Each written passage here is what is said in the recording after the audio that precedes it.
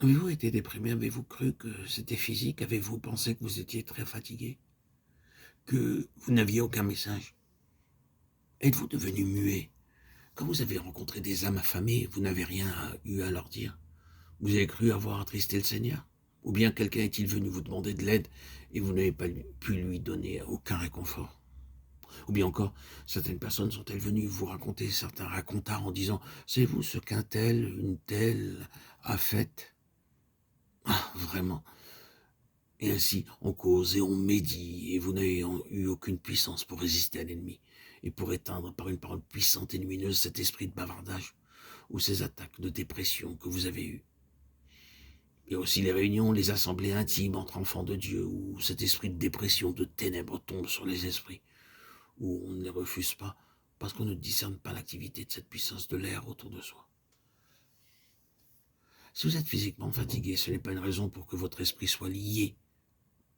Vous êtes du côté de la victoire, uni au Christ victorieux.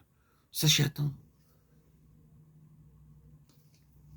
Enfants de Dieu bien-aimés en Christ, frères et sœurs, mes chers amis, auditeurs, auditrices qui connaissez le Seigneur vivant, levez-vous, prenez votre place en esprit dans le Seigneur et rejetez loin de vous ce nuage qui s'appesantit sur vous. Il y a un nuage de pessimisme, de dépression qui vous environne. Les enfants de Dieu détiennent et retiennent une puissance spirituelle qui serait suffisante pour secouer un pays tout entier, si seulement cette puissance pouvait se libérer, se dégager du poids qui l'oppresse. N'étions-nous pas comme ceux qui marchent dans une contrée étrangère sans savoir ce qui nous arrivait? Nous ne comprenions pas clairement ce qu'étaient ces principautés, ces puissances. Et dans notre ignorance, tous ces esprits malins se groupèrent autour de nous et envahirent de nouveau peu à peu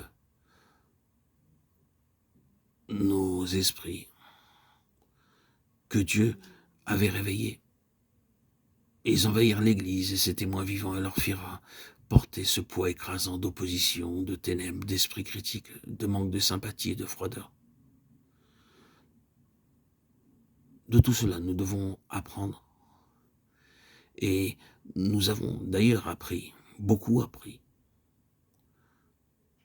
Et savons-nous, connaissons-nous la leçon, comment repousser ces nuages provenant de l'ennemi et dans notre esprit à maintenir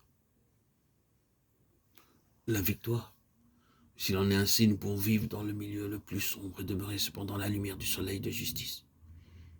Il existe une sphère au-dessus de la sphère des ténèbres, c'est là qu'est notre place.